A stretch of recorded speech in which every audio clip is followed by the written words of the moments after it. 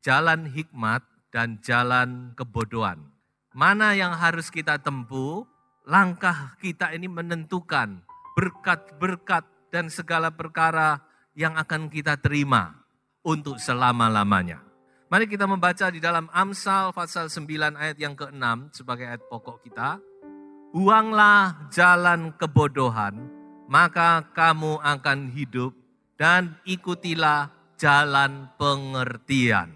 Tinggalkan kebodohan supaya engkau hidup bahagia, turutilah jalan orang arif. Itu dalam salinan bahasa sehari-hari. Tinggalkan jalan kebodohan itu, saudara-saudara. Tetapi ikuti jalan hikmat supaya kita berbahagia, supaya kita mendapatkan hidup. Hikmat dan kebodohan itu di sini tidak ada hubungannya dengan pendidikan, dengan pengetahuan, dengan IQ kita, dengan kecerdasan kita, bukan. Saudara, orang yang tidak berpendidikan pun bisa berjalan di jalan hikmat, dan sebaliknya orang pinter pun bisa melakukan banyak kebodohan, saudara. Jadi jalan hikmat dan jalan kebodohan itu bukan masalah kita pinter tidaknya, kita punya gelar atau tidak, bukan. Sama sekali bukan. Lalu apa yang dimaksud di sini? Apa yang dimaksud dengan jalan hikmat? Apa yang dimaksud dengan jalan kebodohan? Sudah ada beberapa hal yang firman Allah tuliskan apa itu jalan hikmat. Memang kalau mau dirinci terlalu panjang, terlalu banyak, terlalu dalam. Tapi saya rasa 5 hal ini cukup memberikan kita gambaran apa sebenarnya yang dimaksud dengan jalan hikmat. Yang pertama dikatakan jalan hikmat adalah jalan kebenaran.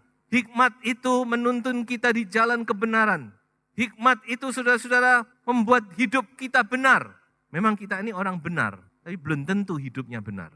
Kita dibenarkan oleh darah Yesus. Kita ditebus, kita dibenarkan oleh darah Yesus. Tapi Tuhan juga mau supaya hidup kita juga benar. Yang kedua dikatakan jalan hikmat adalah jalan keadilan. Amsal berkata hikmat itu berjalan di tengah-tengah jalan keadilan. Adil itu maksudnya di tengah, tidak berpihak kanan kiri. Tetapi hikmat itu di tengah-tengahnya jalan keadilan. Bayangkan, saudara. Ya, jadi jalan hikmat itu benar-benar di dalam hikmat Allah. Kita mengerti apa itu yang adil. Makanya Salomo waktu dia menjadi raja, dia cuma berdoa, Tuhan berikan kepada aku hikmat. Supaya aku bisa mengerti keadilan. Dan dia adalah raja yang paling berhikmat. Lalu dikatakan lagi jalan hikmat adalah jalan kejujuran. 3 hal ini tidak bisa dipisahkan. Kebenaran, keadilan, kejujuran. Bersatu, saudara-saudara. Kalau saudara membaca Amsal sudah berkata, aku mengajarkan kepada kamu jalan kebenaran, keadilan, dan kejujuran. Ya, jadi saudara-saudara, kejujuran itu maksudnya tidak ada dusta. Kejujuran, ini penting. Anak Tuhan itu dipakai, dipercaya karena jujurnya. Heran, karena anak Tuhan itu identik dengan kejujuran. Kalau anak Tuhan sudah tidak jujur, saya tidak tahu lagi apanya yang mau diambil. Kalau omongannya sudah tidak bisa dipegang, apanya lagi yang bisa diandalkan dari anak Tuhan itu? Apa yang mau kita andalkan? Tapi kalau kita punya kejujuran, itu yang dicari oleh dunia, saudara. Kebenaran, keadilan, kejujuran. Lalu dikatakan lagi, jalan hikmat adalah jalan kasih dan kesetiaan. Kasih dan kesetiaan ini penting, saudara. Terutama dalam rumah tangga. Dan kasih dan kesetiaan ini, saudara-saudara, yang akan melindungi, memberkati kehidupan kita. Saudara-saudara, bagaimana satu dengan yang lain, suami, istri, punya kasih dan kesetiaan. Orang tua kepada anak, jangan cuma berpikir untuk kebaikan kita. Coba pikirkan masa depan anak-anak ini. Jangan sampai karena orang tua, anak-anak tidak punya masa depan. Firman Tuhan berkata, mahkota anak-anak itu orang tuanya. Kebanggaan anak-anak itu orang tuanya. Kebanggaan orang tua, anak-anaknya. Saudara, jangan cuma hidup untuk diri kita sendiri. Cuma kita sendiri menikmati, kita seneng. Coba pikirkanlah, paling minim pikirkan darah daging kita. Sudah jalan hikmat adalah jalan kasih dan kesetiaan. Dan yang kelima, jalan hikmat adalah jalan ketaatan. Sudah tidak ada jalan lain kalau kita mau diberkati, mau selamat, taat. mendengar. Makanya kalau sudah membaca Amsal, Amsal selalu berkata, dengarkanlah aku, dengarkanlah didikanku, dengarkanlah perintahku, dengarkanlah ajaranku. Dengar di sini bukan cuma dengar kerungu, tapi maksudnya taat, dengar dan taat dan melakukan. Ya saya rasa 5 hal ini cukup memberi kita gambaran batas apa itu yang namanya jalan hikmat. Detailnya saudara jalani sendiri jalan ini. Kalau saya mau simpulkan, jalan hikmat itu adalah jalan dari orang yang takut akan Tuhan. Jalan hikmat adalah jalan yang menurut firman Tuhan. Jadi tidak ada sangkut pautnya dengan IQ kita. Dan sebaliknya jalan kebodohan, ya balikannya itu sudah. Makanya firman Tuhan berkata demikian. Kalau saudara baca di dalam Amsal pasal 2 ayat 6 dikatakan dari mana datangnya hikmat itu? Bukan dari mata turun ke hati saudara. Hikmat datang dari mulutnya Tuhan. Hikmat itu datangnya dari mulutnya Tuhan. Artinya hikmat itu datang dari firman Tuhan. Hikmat itu datang dari firman Allah. Itulah sebabnya kita perlu mendengar, perlu membaca, perlu memasukkan itu dalam hati kita, perlu melakukannya.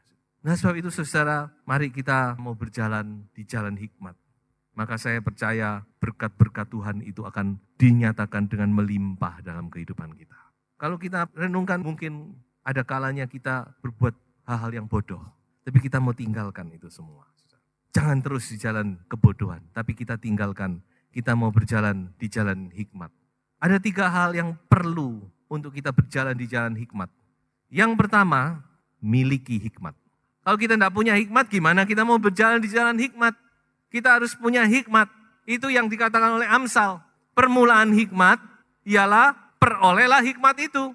Dengan segala yang kamu peroleh, dengan segala daya maksudnya, dapatkan hikmat itu.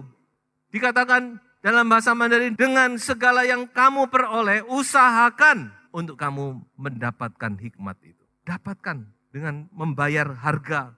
Pokoknya dengan segala cara saudara, pertama-tama kita harus dapat itu hikmat. Bagaimana kita bisa berjalan di jalan hikmat kalau kita tidak tahu apa itu yang namanya hikmat. Kayak Pilatus waktu mengadili Yesus.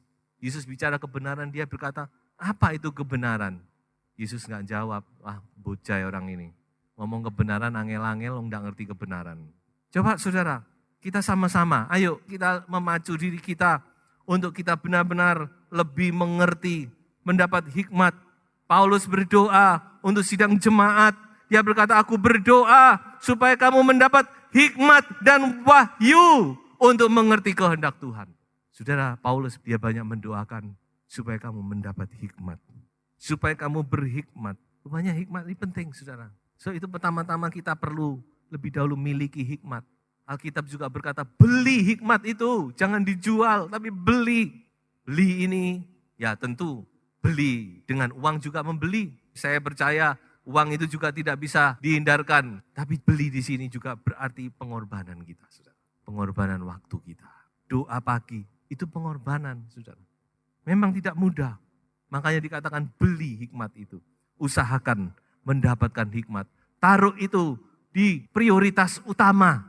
Prioritaskan itu. Miliki hikmat. Yang kedua, saudara-saudara, yang kita butuhkan, jangan hanya niat. Niat itu bagus. Kalau saudara punya niat, saya mau meninggalkan semuanya. Saya mau berubah. Saya mau bereskan segala perkara. Saya tidak akan ulangi lagi, bagus. Tapi saya katakan, niat tok tidak ada artinya. Niat tanpa tindakan itu sama dengan 0. Makanya yang kedua ini, jangan hanya niat. Niat itu bagus, saudara. Kalau saudara punya niat itu sudah bagus. Kalau yang parah itu kalau tidak punya niat. Seperti yang dikatakan Amsal, orang bodoh ditumbuk, dilesung. Tetap aja bodoh. Nah ini yang parah, saudara-saudara. Saudara tidak sadar, saudara tetap tidak ada perubahan. Wah itu parah, saudara-saudara. Tapi saya katakan niat tidak cukup, harus ada tindakan.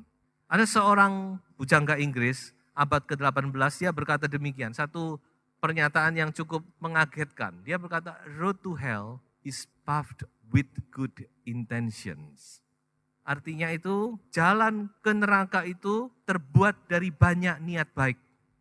Jalan ke neraka itu, pavingnya bertuliskan niat baik, niat baik, niat baik. Banyak kali orang itu berniat baik. Saya niatnya begini.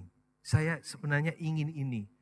Niatnya baik, tapi tidak ada tindakan. Sebab itu yang kedua ini satu peringatan yang keras. Jangan hanya niat. Kalau saudara mau berjalan di jalan hikmat, jangan cuma niat. Aku memang niat tapi juga dilakoni, saudara-saudara ya. Dan yang ketiga, jangan Anda tunda lagi. Jangan ditunda lagi. Ibrani pasal 4 ayat 7 berkata, hari ini kalau kamu mendengar suaranya, jangan kamu keras kepala. Jadi jangan Anda tunda lagi. Niatmu, lakukan itu. Ayo kita sama-sama saudara-saudara. Kita jangan menunda lagi. Masalahnya manusia ini yang paling banyak ini menunda. Ada seorang penginjil dari Inggris bernama Charles Spurgeon. Seorang pengkhotbah yang terkenal. Dia banyak menulis buku, saudara, dan bukunya masih relevan, masih diterjemahkan, masih dipakai sampai sekarang. Dia pernah berkata demikian, pride is the devil's dragnet, in which he takes more fish than in any other, except procrastination. Artinya kurang lebih demikian. Kesombongan adalah jerat iblis yang paling utama. Tetapi yang lebih utama lagi ialah menunda. Makanya kalau iblis itu selalu perkataannya gini, masih ada waktu, nanti kapan-kapan saja.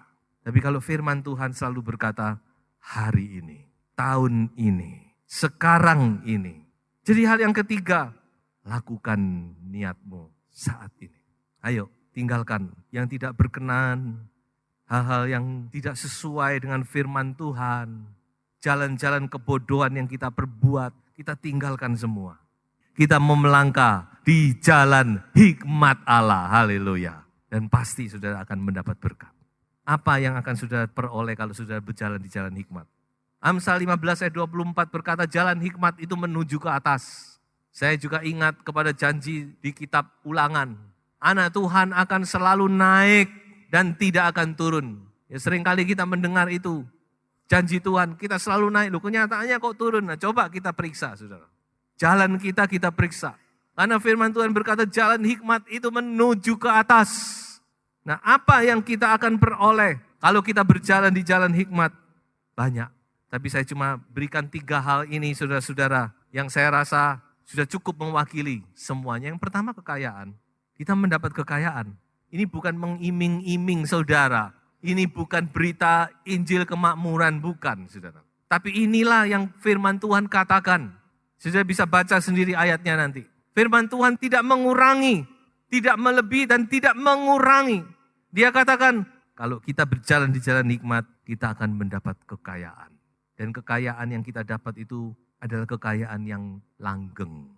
Banyak orang mendapat kekayaan, banyak cara untuk mendapat kekayaan. Dan banyak orang yang mendapat kekayaan dengan cara-cara yang tidak benar.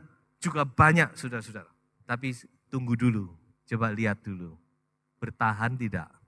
Belum satu keturunan udah habis. Tapi kalau kita mendapat kekayaan di jalan hikmat, pasti langgeng di dalam nama Yesus. Saudara. Kekayaan yang bisa kita nikmati. Yang kedua, dikatakan kehormatan. Richness and glory. Richness and honor. Saudara, kita tidak usah mencari hormat dari manusia, karena segala hormat itu hanya bagi Tuhan. Tapi Tuhan menjanjikan kehormatan akan diberikan. Kekayaan dan kehormatan, saudara-saudara. Kaya dan terhormat. Ini penting, saudara-saudara. Lalu yang ketiga, kebahagiaan. Nah, ini perlu kita baca ayatnya. Coba kita baca di dalam Amsal pasal 3 ayat 16, 17, 18. Pasal 3 itu perikopnya berkat dari hikmat. Ayatnya begini, 3:16. Umur panjang ada di tangan kanannya. Di tangan kanannya siapa ini? Hikmat. Di tangan kirinya kekayaan dan kehormatan. Ayat 17 perhatikan. Jalannya adalah jalan penuh bahagia. Segala jalannya sejahtera semata-mata. Ayat 18. Ia menjadi pohon kehidupan bagi orang yang memegangnya. Siapa yang berpegang padanya akan disebut berbahagia. Haleluya. Kebahagiaan. Ini yang kita cari. Sudah di dunia yang kita cari apa sih? Semua itu tidak ada artinya. Kebahagiaan yang penting. Kebahagiaan ini penting. Dan itu juga janji Tuhan. Bukan nanti di sorga.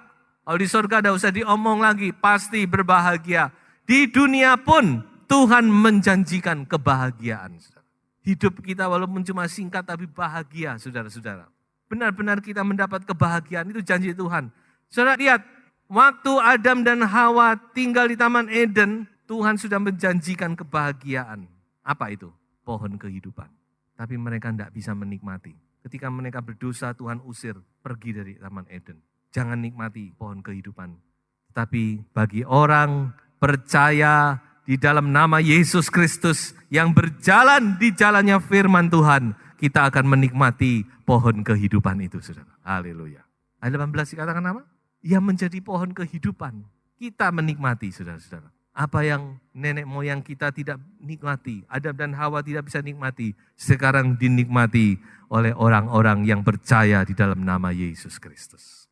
Kalau saudara mau berjalan di jalannya hikmat.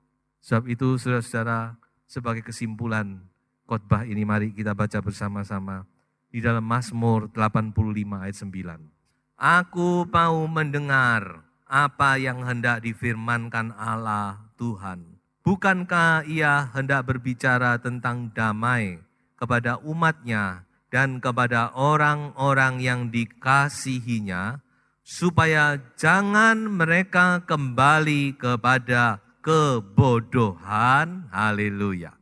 Jadi pesan firman Tuhan untuk kita semua, jangan kembali kepada kebodohan. Sudah, yang lama sudah berlalu, yang baru telah terbit. Ayo kita sekarang berjalan di jalan hikmat, di jalannya firman Tuhan. Pasti berkat-berkat Tuhan melimpah sesuai dengan janji Tuhan di dalam nama Tuhan Yesus Kristus. Tuhan memberkati kita semua.